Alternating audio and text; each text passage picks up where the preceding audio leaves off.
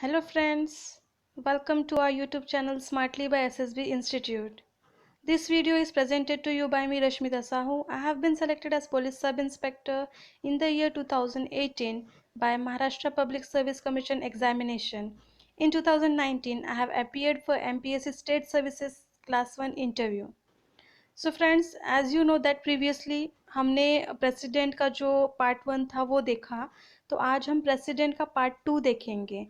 सो दो जो लोगों ने ये चैप्टर्स नहीं देखे हैं, ये सीरीज पॉलिटी का जो हमारा स्टार्टिंग चैप्टर 1 से चालू है एम लक्ष्मीकांत के थ्रू, तो वो सीरीज़ आप प्लीज़ देखिए so that you will be in flow. मतलब आपको एग्जैक्टली हर चैप्टर का हर जो भी इम्पोर्टेंट पॉइंट्स है आपको वो समझ में आएगा. Okay, so let's begin our second chapter, second part of president chapter. So हम पार्ट 2 में क्या देखेंगे, some powers and functions. Okay, तो powers and functions of president related to executive, legislative powers, financial powers, judicial powers, diplomatic powers, military and emergency powers. So ये जो powers है ना, हम इसको ये पार्ट 2 में हम इसको डिटेल में देखेंगे. Okay, so first is executive power. What exactly executive power means, तो all the executive actions of the government of India are formally taken in the name of president. ठीक है, एग्जीक्यूटिव पावर्स में क्या क्या आएगी, that he will B appointing. आपको यहाँ पे एग्जीक्यूटिव के समय आपको बस याद रखना है ये word, that is appoint. So he appoints the prime minister and other ministers. He appoints the attorney general of India. He appoints the Comptroller and Auditor General, that is CAG of India, the Chief Election Commissioner, other election commissioners, the chairman and the members of UPSC, okay, the governor of states, the chairman and members of Finance Commission. He appoints the commission to investigate into the conditions of SC, ST and other backward classes interstate council. He directly administers the union territories through administrators, that are the lieutenant governors appointed by him. He can declare any area as scheduled area and has powers with respect to the administration of the state. मतलब यहाँ पे आपको याद क्या रखना है, जो executive, executive माने क्या, एग्जीक्यूटिव मतलब उसका अपॉइंट करने का जो भी पावर है, that all comes in executive powers. Okay, so this you have to keep in mind. वो प्राइम मिनिस्टर का अपॉइंट करते हैं, AG that is attorney general, CAG, chief election commissioners, members and chairman of UPSC, state services, like state services का जो भी ऐसे governors होते हैं वो, या तो फिर chairman and members of finance commission, या फिर जो SC ST बैकवर्ड क्लासेस को रिलेटेड जो कमीशंस होते हैं उनको इन्वेस्टिगेट करने के लिए जो भी है, इंटरस्टेट काउंसिल के मेंबर्स हो, ये और भी जो है, जो भी आपको बस एग्जीक्यूटिव याद रखने के लिए आपको अपॉइंटमेंट याद रखना है. ओके, अभी हम देखेंगे लेजिस्लेटिव पावर. लेजिस्लेटिव पावर्स में वो क्या कर सकते हैं, ही कैन समन और prorogue to the parliament and dissolve the Lok Sabha. He can also summon joint sitting of both the houses of the parliament which is presided over by the speaker of the Lok Sabha. तो friends अभी देखो, समन और prorogue, अभी ये जो words है ना, इसका डिफरेंस है. समन मतलब कोई खंडित करना, मतलब स्थगिति देना, तो ये थोड़े पीरियड के लिए होता है, लेकिन प्रोरोग जो होता है ना वो अनलिमिटेड पीरियड के लिए होता है. सो पार्लियामेंट में या हाउसेस में जब भी मीटिंग होती है या सेशंस उनके चलते हैं, वो टाइम पर जब president, okay, president has the right, he can, मतलब उसको वो रोक सकते हैं. ठीक है, दैट इज व्हेन कि नॉर्मल टाइम पर भी और जब जॉइंट सीटिंग चलती है.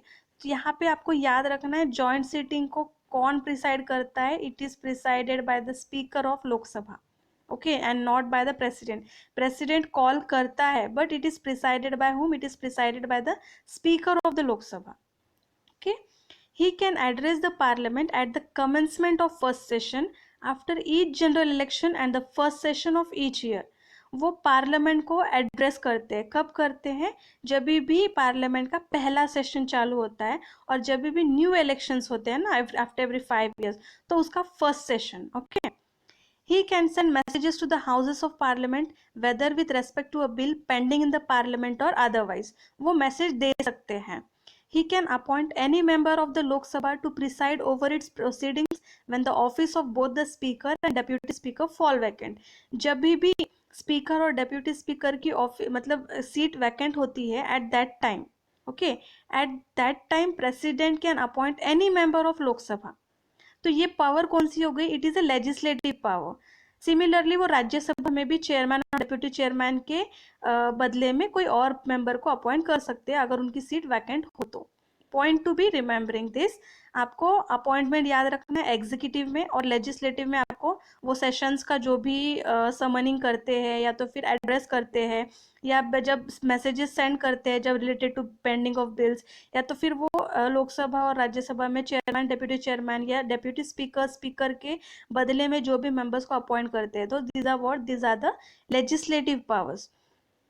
He can nominate 12 members of the Rajya Sabha from among the persons having, आपको याद यहाँ रखना है कि ये कौन से persons having special knowledge और practical experience in what, in literature, science, art and social service. Okay, आपको ये याद रखना है। members कितने होते हैं? 12 members. Okay, he can nominate 2 members in Lok Sabha from Anglo Indian community. Anglo Indians मतलब जो भी मतलब मेंबर है उनके आइदर फादर और mother they are Britishers. Okay, दोनों में से कोई भी एक ब्रिटिशर होगा तो ही विल और she will be an Anglo Indian. तो वो एंग्लो इंडियन 2 मेंबर्स को नॉमिनेट किया जाता है लोकसभा में, and 12 members are nominated in the Rajya Sabha who have special knowledge in literature, science, art and social service. Okay, he decides on questions as to disqualification of members of the parliament in consultation with the election commission. ठीक है, ये तो हो गया कि जब भी कोई मेंबर को डिस्क्वालीफाई करना है तो वो किसको कंसल्ट करते हैं? They will be consulting with the election commission. Whenever a bill is sent to the president after it has been passed by the parliament, अभी हमें पता है हम लोग ऑर्डिनरी बिल्स हो या तो फिर जो भी बिल्स हो ना अलग अलग टाइप के, तो वो जो मतलब पार्लियामेंट से पास हो जाता है तो प्रेसिडेंट को दिया जाता है। तो प्रेसिडेंट के पास 3 टाइप के राइट्स होते हैं। He will give the assent, मतलब वो परमिशन देंगे, हाँ बोलेंगे। He will withhold his assent, वो कुछ भी नहीं बोलेंगे। और he will return the bill for reconsideration, मतलब अगर वो एक्सेप्ट मनी बिल, आपको ये याद रखना है मनी बिल को कभी भी वापस भेजा नहीं जा सकता है। क्यों नहीं भेजा जा सकता है? बिकॉज मनी बिल जब भी पार्लियामेंट में शामिल करते हैं, इंट्रोड्यूस करते हैं, तो तब पहले प्रेसिडेंट की परमिशन ली जाती है। सो यूजुअली मनी बिल को रिटर्न नहीं कर सकते, आपको ये बात याद रखनी है। तो ही कैन गिव यस बोल सकते हैं, या तो फिर वो कुछ भी नहीं बोलेंगे, या तो फिर क्या करेंगे, पार्लियामेंट को फिर से ये बिल को रिकंसिडर करने के लिए वापस भेजेंगे। Okay, so this were what, this were the legislative powers. However, if the bill is passed again by the parliament, अगर एक बार रिकंसिडरिंग करने के लिए प्रेसिडेंट ने पार्लियामेंट के पास भेज दिया और पार्लियामेंट ने उसे दोबारा क्या करा, दोबारा उन्होंने पास किया, तो what, the president has to give his assent. अगर सेकेंड टाइम ये पास होता है विद द पार्लियामेंट तो प्रेसिडेंट को उसको हाँ बोलना ही पड़ता है। ओके, अगर अभी ये तो हमने सेंट्रल टाइप में देखा, अभी हम स्टेट लेवल पे देखेंगे। When a bill passed by a state legislature is reserved by the governor for consideration of the president, मतलब गवर्नर भी क्या कर सकते हैं, प्रेसिडेंट के कंसिडरेशन के लिए इस बिल को रोक के रख सकते हैं। सो प्रेसिडेंट को फिर से 3 राइट्स होते हैं, that is he will be giving his assent, he will be with holding his assent, और he will direct the governor to return the bill. वो गवर्नर को बोलेंगे कि मनी बिल को छोड़कर अगर दूसरा बिल है तो उसे रिकंसिडरेशन के लिए वापस कीजिए। सो अभी यहाँ पे आपको पॉइंट क्या नोट करना है, it should be noted here that it is not obligatory for the president to give his assent even if the bill is passed for the second time by the state legislature. है ना, याद क्या रखना है, point यहाँ पे आपको एक नोट करना है और यहाँ पे नोट करना है। पॉइंट क्या नोट करोगे कि जब सेंट्रल लेवल पर प्रेसिडेंट जब रिकंसिडरेशन के लिए पास करते हैं और हाउसेस उसको दोबारा पास करेंगे सेकेंड टाइम, जब प्रेसिडेंट के पास वो बिल आएगा, at that time it is compulsory for the president to say yes. लेकिन जब ये स्टेट लेवल पे हम देखेंगे, जब गवर्नर रिकंसिडरेशन के लिए पास करता है और स्टेट लेजिस्लेचर फिर से अगर उसको हाँ करके पास करेंगे, सो यहाँ पे आपको याद रखना है कि जैसे सेंट्रल गवर्नमेंट में सेंट्रल लेवल पे उनको प्रेसिडेंट को मंजूरी देनी पड़ती है, वैसे यहाँ पर स्टेट लेजिस्लेचर के सेकेंड बार बिल को पास करने के बाद भी प्रेसिडेंट के पास ऐसा कोई कंपल्शन नहीं है, he can reject the bill. Okay, compulsion नहीं है कि उन्हें पास करना है। So these are the points you have to note down. So next is financial powers. अभी तक हमने लेजिस्लेटिव देखा, एग्जीक्यूटिव देखा, अभी फाइनेंशियल पावर्स देखेंगे. The financial powers of the president are like money bills can be introduced in the parliament only with his prior recommendation. मतलब before money bill को introduce करने से पहले प्रेसिडेंट की परमिशन लेनी ही पड़ती है. Point. Okay. He causes to be led before the parliament the annual financial statement, that is the union budget. ठीक है. No demand for a grant can be made except on his recommendation. मतलब कोई भी grant के लिए ऐसे demand नहीं रखा जा सकता है उनके रिकमेंडेशन के बिना. ठीक है. He can make advances out of the contingency fund of India to meet any unforeseen expenditure. मतलब वो कोई भी जो भी है ना, अभी दो प्रकार के फंड्स होते हैं, एक तो होता है कंटिजेंसी, एक तो होता है कंसोलिडेटेड फंड. ठीक है. तो ही कैन मेक एडवांसेस, वो एडवांसेस बना सकते हैं कंटिजेंसी फंड में से अगर उनको कोई ऐसे लगा कि आगे चल के कोई एक्सपेंडिचर्स बढ़ने वाले हो. Okay. So this are the financial powers. He constitutes a finance commission after every 5 years. After each and every 5 years finance commission का गठन होता है to recommend the distribution of revenues between the centre and the states. So these are the points that are financial powers of the president. ठीक है. अभी हम देखेंगे judicial powers. The judicial powers and functions of the president are he appoints the chief justice and जजेस of the supreme court and high court. आपको ये याद रखना है कि वो क्या करते हैं कि he appoints the chief justice and the judges of supreme court and high court. ठीक है. ये हो गया. then he can seek advice from the supreme court on any questions of law or fact. वो supreme court की advice ले सकते हैं. however सुप्रीम कोर्ट जो भी एडवाइस देती है that is not binding on the president. ऐसा नहीं है कि सुप्रीम कोर्ट ने कुछ एडवाइस दी और वो प्रेसिडेंट को वो करना ही पड़ता है. It is not binding. Okay. He can grant pardon, reprieve, respite, remit and suspend, commute the sentence of any person convicted of any offense. अभी हम लोग ये जो आप बोल्ड लेटर्स में देख रहे हो ना, इसको हम डिटेल में आगे देखेंगे. ओके. तो ये क्या है? Pardoning power of president. तो it is what? It is included in the judicial power. कभी भी कोई कौन से केसेस में? वेयर द पनिशमेंट और the sentence is by court martial or where the punishment or sentence is for an offense against a union law. And the third is in all the cases where the sentence is a sentence of death. ठीक है. जब भी punishment court martial से आती है या तो फिर कोई पनिशमेंट हो वो यूनियन लॉ के रिलेटेड हो या कोई डेथ रिलेटेड हो, तो ये प्रेसिडेंट क्या कर सकते हैं? उसे pardon, reprieve, respite, remit, suspend and commute. ठीक है. ये कर सकते हैं. सो अभी हम लोग डिप्लोमेटिक पावर्स देखेंगे. The international treaties and agreements are negotiated and concluded on behalf of president. ठीक है. आपको ये याद रखना है. He represents India in international forums and affairs and sends and receives diplomats like ambassadors, high commissioners and so on. मतलब ये बस एक नाम के लिए होता है कि वो इंडिया को रिप्रेजेंट तो करते हैं, but total everything is seen by whom? Everything is seen by prime minister. ठीक है. मिलिट्री पावर्स में he is the supreme commander of defence forces of India. जो भी तीन हमारे डिफेंस पावर्स है that is navy, air force and military. तो ये तीनों के हेड कौन है? ये तीनों के हेड हमारे प्रेसिडेंट होते हैं. He appoints the chiefs of the army, the navy and the air force. ठीक है. वो आर्मी, नेवी और एयरफोर्स के चीफ को अपॉइंट करते हैं. And he can declare a war of conclude peace. He can declare a war, मतलब कभी भी कोई वार करना है किसी से तो he has the power to declare the war और कंक्लूड द पीस, या कोई शांति का प्रस्ताव रखना है, subject to the approval of the parliament. यहाँ पे ये this is the main point कि पार्लियामेंट का अप्रूवल लगता है. ओके. सो हमारे पावर्स में और एक था that is the emergency powers. तो एमरजेंसी पावर्स में नेशनल एमरजेंसी है, president's rule that is state emergency which is article 356 and article 365, and then financial emergency. ठीक है. Financial emergency is included in article 360.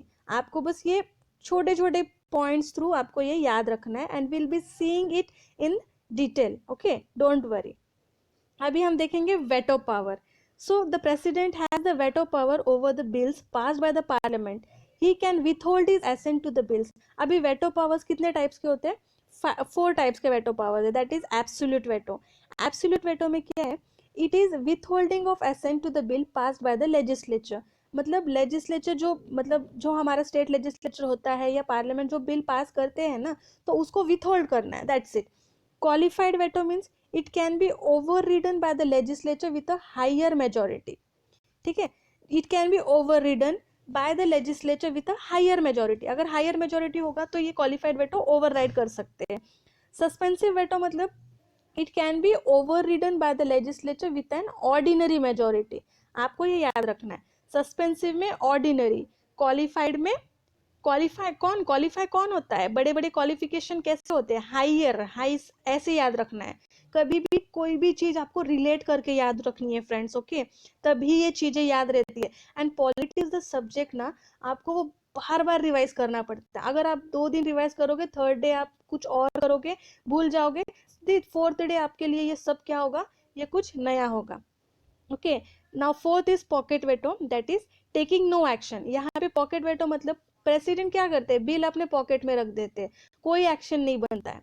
Okay, अभी आपको याद रखना है, of the above 4 the president of India is vested with only 3 vetoes. That is absolute veto, suspensive veto and pocket veto. बस 3 ही है. Qualified veto is not for the Indian president. आपको ये बात याद रखनी है. ओके, सो हम एब्सोल्यूट वेटो को डिटेल में देखेंगे. It refers to the power of the president to withhold his assent to a bill passed by the parliament. ठीक है, क्या करेंगे? बस withhold करेंगे, कुछ नहीं करेंगे, withhold करेंगे. Usually this veto is exercised in the following 2 cases. ये कब यूज किया जाता है? When the bill is passed, मतलब with respect to a private member's bill, if the bill is introduced by any member of the parliament who is not a minister, or with respect to the government bill when the cabinet resigns. Okay, ये 2 type, मतलब ये जब ये 2 ऐसे मतलब मौके आते हैं ना, तभी एब्सोल्यूट वेटो यूजुअली यूज करते हैं. तो अभी तक ये 1954 में डॉक्टर राजेंद्र प्रसाद ने यूज किया था. आपको ये याद रखना है, बिकॉज ये क्वेश्चन पूछा जाता है. डॉक्टर राजेंद्र प्रसाद ने पेप्सू अप्रोप्रिएशन बिल को एब्सोल्यूट वेटो से रोक कर रखा था. ठीक है, और 1991 में आर वेंकट रमन ने ये सैलरी एंड अलाउंसेस का जो बिल था ना, एंड मेंबर्स मतलब pensions of members of the parliament, ये बिल को भी उन्होंने एब्सोल्यूट वेटो से रोका था. Okay, point to be notice. 1954 में राजेंद्र प्रसाद ने पेप्सो अप्रोप्रिएशन बिल को किया था, और 1991 में वेंकट रमन ने salary allowances and pensions of parliament को अमेंड किया था. ओके, ठीक है. सस्पेंसिव वेटो देखेंगे. The president exercises this veto when he returns a bill for reconsideration of the parliament. मतलब सस्पेंसिव में क्या होता है? जब वो पार्लियामेंट को, मतलब हाउसेस के पास रिकंसिडरेशन के लिए ये बिल भेजते हैं. This is what suspensive veto. However, हमने पहले भी देखा था, अगर पार्लियामेंट दोबारा, that is for the second time, अगर वो प्रेसिडेंट को वो बिल देते हैं कि नहीं हमें इसको पास करवाना है, तो क्या होता है? President, it is obligatory, it is compulsory for the president to give the assent. ठीक है, आपको ये पॉइंट भी याद रखना है. The next is the president does not possess this veto in cases of money bill. जैसे मैंने आपको जब बताया था प्रीवियसली कि मनी बिल्स में ये वेटो हम यूज नहीं कर सकते.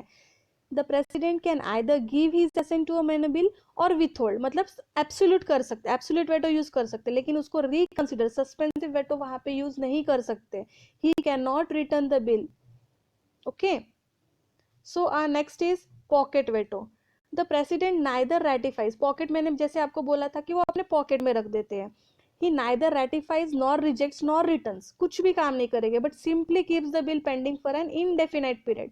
बस उसको पेंडिंग रखते हैं. Okay, the president can exercise this veto power as the constitution does not prescribe any time limit.